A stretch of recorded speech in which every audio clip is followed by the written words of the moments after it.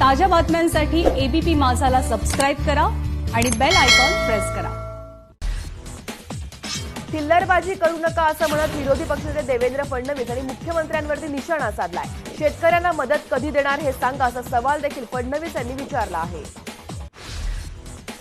केंद्राने पक्षपातीपणा न करता राज्याला मदत करावी असं मुख्यमंत्र्यांनी सोलापुरात म्हटलंय। केंद्र सरकार परदेशातलं नाही असा टोला देखील त्यांनी लगावला आहे। केंद्र सरकारच्या मदतीची वाट न पाहता राज्य सरकारनं बळीराजाला थेट मदत करण्याची मागणी विरोधी पक्षनेते देवेंद्र फडणवीस यांनी केली आहे। पंचनामे न करता मदत करणं ही सरकारची प्राथमिकता असायला हवी असं देखील फडणवीस म्हणाले आहेत। केंद्र सरकारनं राज्य सरकारची देणी वेळेत दिली तर केंद्राकडे मदत मागण्याची गरजही भासणार नाही असं प्रत्युत्तर मुख्यमंत्री उद्धव ठाकरे यांनी देवेंद्र फडणवीस यांना दिलं आहे। राज्य सरकार नुकसानीची पंचनामे करून मदत करणार आहे, त्यामुळे तुर्तास कोणतीही घोषणा करणार नाही असं मुख्यमंत्री उद्धव ठाकरे यांनी सोलापुरामध्ये जाहीर केलंय। घाई गडबडीनं निर्णय घेणार नसल्याचं देखील त्यांनी स्पष्ट केलंय। कोणीही काळजी करण्याचं आणि घाबरण्याचं कारण नाही। पुढील काही दिवस अतिवृष्टीचा इशारा आहे, त्यामुळे सावध रहा आणि जीवितहानी होऊ देऊ नका असं देखील मुख्यमंत्री म्हणाले आहेत। अतिवृष्टीमुळे मृत्युमुखी पडलेल्या सोलापुरातील मृतांच्या नातेवाईकांना मुख्यमंत्र्यांनी 4 लाखांचा धनादेशाचं वाटप केलंय। मुख्यमंत्री सहायता निधीतून ही मदत करण्यात आली आहे। मुख्यमंत्री उद्धव ठाकरे यांच्या सोलापूर दौऱ्यामध्ये सांगवी खुर्दमधील 11 तर रामपूरच्या 6 जणांना थेट मदतीचे धनादेश देण्यात आले। 2015 सालच्या शासन निर्णयाप्रमाणे मुख्यमंत्र्यांकडून मदत देण्यात आली आहे। सोलापूरच्या बोरी रामपूर येथील शेतकरी शिवशंकर कोणबे यांनी आपली व्यथा मुख्यमंत्र्यांकडे मांडली आहे। 72 वर्षांमध्ये पहिल्यांदाच असं घडल्याचं शिवशंकर कोणबे यांनी मुख्यमंत्र्यांना सांगितलं आहे। अतिवृष्टीमुळे झालेल्या नुकसानीची पाहणी करण्यासाठी मुख्यमंत्री उद्धव ठाकरे उद्या उस्मानाबाद जिल्ह्याचा दौरा करणार आहेत। या दौऱ्यामध्ये ते अतिवृष्टी झालेल्या भागांना भेट देतील। पूरग्रस्तांच्या मदतीसाठी कर्ज काढण्याशिवाय राज्याला पर्याय नसल्याचं शरद पवारांनी म्हटलं आहे। संपूर्ण कर्जाचं ओझं राज्य सरकारला एकट्याला झेपेल का असा मुद्दा देखील शरद पवार यांनी उपस्थित केला आहे। अतिवृष्टीमुळे कांद्याच्या नव्या पिकाचं मोठ्या प्रमाणावरती नुकसान झालंय, त्यामुळे सध्या कांद्याच्या दरामध्ये मोठी वाढ झाल्याचं पाहायला मिळतंय। याचाच फायदा घेण्यासाठी परदेशी कांदा भारतामध्ये दाखल होण्यास देखील आता सुरुवात झाली आहे। पंजाबमधल्या शेतकरी आंदोलनाचा महाराष्ट्राला फटका बसलाय। या आंदोलनामुळे महाराष्ट्रामध्ये येणाऱ्या अन्नधान्याच्या ट्रेन ज्या आहेत त्या रखडल्या आहेत, त्यामुळे ऐन दसरा दिवाळीच्या तोंडावरती अन्नधान्याचा तुटवडा निर्माण होण्याची शक्यता आहे। आता केवळ सरकारी कर्मचारी वकिलांनाच नव्हे तर मजूर, कामगार, विक्रेते अशा सगळ्यांना लोकल ट्रेननं प्रवास करता येईल याचा गंभीरपणे विचार करा। आता अनेकांच्या अस्तित्वाचा प्रश्न आहे असं म्हणत हायकोर्टानं लोकल प्रवासासंदर्भात राज्य सरकारला सूचना केल्या आहेत। अद्यापही मुंबई लोकल प्रवासासाठी महिलांना मुभा नाहीये। रेल्वे सोबत झालेल्या बैठकीमध्ये नवरात्रीच्या पहिल्या दिवशी महिलांना प्रवेश देण्याचं ठरलं होतं, मात्र तरी देखील रेल्वे महिलांना लोकल प्रवासाची परवानगी का देत नाही असा सवाल मुंबईचे पालकमंत्री अस्लम शेख यांनी केला आहे। गेले 7 महिने बंद असलेली घाटकोपर वर्सोवा ही मेट्रो सेवा दररोज आता सुरू झालेली आहे। दररोज सकाळी 8:30 ते रात्री 8:30 या वेळेमध्ये मुंबईकरांना मेट्रोनं प्रवास करता येणार आहे। त्यासाठी प्रवाशांना मास्क, सॅनिटायझर वापरणं आणि सोशल डिस्टन्सिंगचं पालन करणं बंधनकारक राहणार आहे। AICTE ने अभियांत्रिकी प्रथम वर्ष 1 डिसेंबरपासून सुरू करण्याच्या सूचना दिल्यात, तर IIT, NIT आणि अभियांत्रिकी डिप्लोमाच्या प्रवेशाची अंतिम तारीख ही 30 नोव्हेंबर करण्यात आली आहे। मुंबई विद्यापीठाच्या दूर आणि मुक्त अध्ययन संस्थेनं अंतिम वर्षाच्या स्थगित केलेल्या परीक्षा सुरू झाल्यात। आयडॉलच्या 21 पैकी 17 परीक्षा सुरू करण्यात आल्यात। सावित्रीबाई फुले पुणे विद्यापीठाच्या ऑनलाईन परीक्षेमध्ये विद्यार्थ्यांना मोठ्या प्रमाणामध्ये तांत्रिक अडचणींचा सामना करावा लागतोय। सर्व्हरमध्ये आलेल्या तांत्रिक अडचणींमुळे विद्यार्थी सोडवलेला ऑनलाईन पेपर सबमिट करू शकले नाहीयेत। कोविड संसर्ग काळामध्ये शाळा कशा सुरू कराव्यात यासाठी मुंबई महापालिका शिक्षकांना प्रशिक्षण देणार आहे। सुरळीत शाळा या प्रशिक्षण मॉडेलद्वारे सुरक्षित शाळांची SOP तयार करून ती शिक्षकांना शिकवली जाणार आहे। महाबळेश्वरमधील घोडेस्वारी, बोटिंग आणि काळ्या पिवळ्या टॅक्सींना परवानगी देण्यात आली आहे। अटी शर्तींसह सातारा जिल्हाधिकाऱ्यांनी याबद्दलची परवानगी दिली आहे। मागील 8 महिन्यांपासून महाबळेश्वरमधील घोडेस्वारी, बोटिंग आणि टॅक्सी बंद होत्या। महाराष्ट्रामध्ये काल दिवसभरामध्ये 15,069 रुग्ण कोरोनामुक्त झालेत, तर 5,984 नव्या कोरोनाबाधितांची नोंद झाली आहे. राज्यामध्ये 125 रुग्णांचा कोरोनामुळे मृत्यू झालाय. राज्यातील रुग्ण बरे होण्याचं प्रमाण हे 86.48% जाऊन पोहोचलंय. ठाणे महानगरपालिकेच्या कोविड रुग्णालयामध्ये अर्धवट शिक्षण झालेले 3 डॉक्टर आढळून आलेत. अशा बोगस डॉक्टरांवरती गुन्हा दाखल करावा अशी मागणी राष्ट्रवादी काँग्रेसकडून सध्या केली जाते.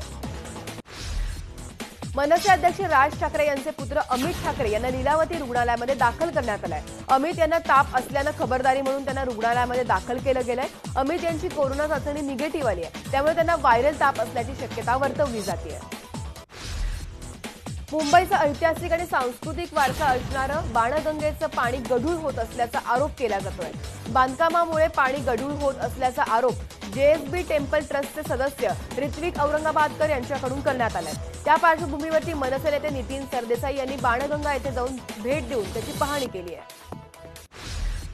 कोरोनामुळे कोल्हापुरातील यंदाचा शाही दसरा सोहळा रद्द करण्याचा निर्णय घेण्यात आलाय. इतिहासामध्ये पहिल्यांदाच दसरा चौकामध्ये होणारा शाही सोहळा रद्द करण्याची वेळ आली आहे. दरवर्षी मोठ्या उत्साहामध्ये येथे दसरा साजरा होत असतो. कोल्हापूरकरांसाठी ही प्रथा मानबिंदू गणला जातो. विरोधी पक्षनेते देवेंद्र फडणवीस बारामती दौऱ्यामध्ये दौंडला मळद गावामध्ये जाऊन तिथल्या परिस्थितीची पाहणी त्यांनी केली. पूरग्रस्तांसाठी कर्ज काढण्याच्या शरद पवार यांच्या मागणीला फडणवीसांनी सहमती दर्शवली आहे. पुण्यातील शिवाजीनगर न्यायालयामध्ये प्रॅक्टिस करणारे अॅडव्होकेट उमेश मोरेंची हत्या झाल्याचं उघड झालंय. उमेश मोरे हे गेल्या 1 ऑक्टोबरपासून बेपत्ता होते. त्यांची गळा दाबून हत्या करण्यात आली आहे आणि त्यानंतर पुरावा नष्ट करण्यासाठी पेट्रोल टाकून मृतदेह जाळण्यात आलाय. मुंबईमध्ये एसी बनवणाऱ्या नामांकित विदेशी कंपनीच्या नावाखाली बनावट एसी महाग किमतीत विकणाऱ्या एका टोळीला मुंबई पोलिसांनी बेड्या ठोकल्यात. हे आरोपी नामांकित कंपनीच्या नावाचा वापर करत बनावट एसी विकत असल्याचं उघड झालं होतं. पैठणच्या आपेगावमधून ऊसतोड मजुरांना घेऊन पंढरपूरच्या दिशेने जाणारा टेम्पो जाळण्यात आलाय. 15 ते 20 मजूर या टेम्पोतून प्रवास करत होते. सुदैवानं यामध्ये जीवितहानी झालेली नाहीये.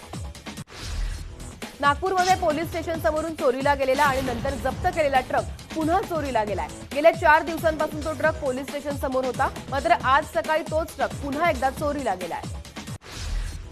अहमदनगरमधल्या बेलापूर येथे ऊसतोड कामगारांना घेऊन जाणारा ट्रक प्रवरा नदीच्या पुलावरून कोसळला आहे, पण सुदैवानं या अपघातामध्ये जीवितहानी झालेली नाहीये. जखमींवरती सध्या उपचार सुरू आहेत. कोल्हापुराच्या आजरा तालुक्यातील नदाफावाळीजवळ गॅस सिलेंडरचा ट्रक उलटून अपघात घडलाय. यामध्ये 2 जण गंभीररित्या जखमी झालेत. या अपघातामुळे संकेश्वर सावंतवाडी राज्य मार्ग पूर्णपणे बंद झाला होता. नालासोपाऱ्यामध्ये पोलिसांसमोरचं गोरक्षकावरतीच जीवघेणा हल्ला करण्यात आलेला आहे. जखमीवरती सध्या अतिदक्षता विभागामध्ये उपचार सुरू आहेत. या प्रकरणी गुन्हा दाखल करून पोलिसांनी 14 जणांना अटक केलेली आहे. नवरात्री निमित्तानं गोरेगावच्या नेस्को कोविड सेंटरमध्ये रुग्णांच्या मनोरंजनासाठी गरब्याचा कार्यक्रम आयोजित करण्यात आला होता. यामध्ये रुग्णांसोबत डॉक्टर आणि अन्य स्टाफ देखील सहभागी झाले होते. पुण्याचे खासदार गिरीश बापट यांनी पुणे महानगरपालिकेतील अधिकाऱ्यांची बैठक घेत आज 24 तास पाणी पुरवठा योजनेच्या कामाचा आढावा घेतलाय. येत्या काही वर्षभरामध्ये जाहीरनाम्यातील आश्वासनांची पूर्तता करणार असल्याचा दावा यावेळेला त्यांच्याकडून करण्यात आला आहे. पुण्यामध्ये मुसळधार पावसामुळे शिवाजीनगर परिसरामध्ये काही भागामध्ये पाणी साचल्याचं पाहायला मिळालं. दरम्यान बंगालच्या उपसागरामध्ये पुन्हा कमी दाबाचा पट्टा तयार होत असल्यानं या आठवड्यात देखील पाऊस पडण्याची शक्यता वर्तवली जाते. सांगलीच्या आटपाडी तालुक्यातील डाळिंबाचं हजारो हेक्टरवरील क्षेत्र पाण्यामध्ये बुडालंय. हे नुकसान 500 कोटींच्या घरात असण्याची शक्यता वर्तवली जाते. गृहमंत्री अमित शहा यांनी केलेल्या टीकेनंतर देखील राज्यपाल भगतसिंह कोश्यारी हे पदावरती कसे असा सवाल राष्ट्रवादी काँग्रेसचे अध्यक्ष शरद पवार यांनी उपस्थित केलाय. ते तुळजापुरामध्ये बोलत होते. शरद पवार आणि मुख्यमंत्र्यांनी स्वाभिमानाची भाषा करू नये अशी टीका भाजपचे नेते किरीट सोमय्या यांनी केली आहे. स्वाभिमानाच्या मुद्द्यावरती राज्यपालांनी राजीनामा द्यावा अशी मागणी पवारांनी केली होती. एकनाथ खडसे यांनी काय निर्णय घ्यायचा हा त्यांचा प्रश्न आहे अशी प्रतिक्रिया राष्ट्रवादी काँग्रेसचे अध्यक्ष शरद पवार यांनी व्यक्त केली आहे. खडसे यांच्या राष्ट्रवादीतल्या संभाव्य प्रवेशाविषयी ते बोलत होते. शरद पवारांना बाहेर पडावं लागणं हे महाविकास आघाडी सरकारचं अपयश असल्याची टीका भाजप आमदार गोपीचंद पडळकर यांनी केली आहे. नेमकं नुकसान कळेपर्यंत केंद्र सरकार मदत कशी करणार असा सवाल देखील पडळकरांनी विचारला आहे. केंद्रीय मंत्री रावसाहेब दानवे हे कोणत्या पक्षात जातील हे लवकरच कळेल असं वक्तव्य शिवसेनेचे राज्यमंत्री अब्दुल सत्तार यांनी जालन्यामध्ये केलंय. पीक पाहणी दौऱ्याआधी अर्जुन खोतकर यांच्या निवासस्थानी सत्तार यांनी भेट दिली होती.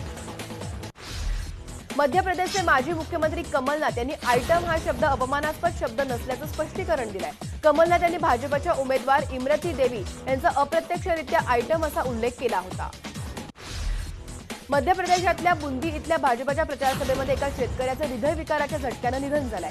ज्योतिरादित्य शिंदे यांच्या प्रचारसभेत ही घटना घडली आहे.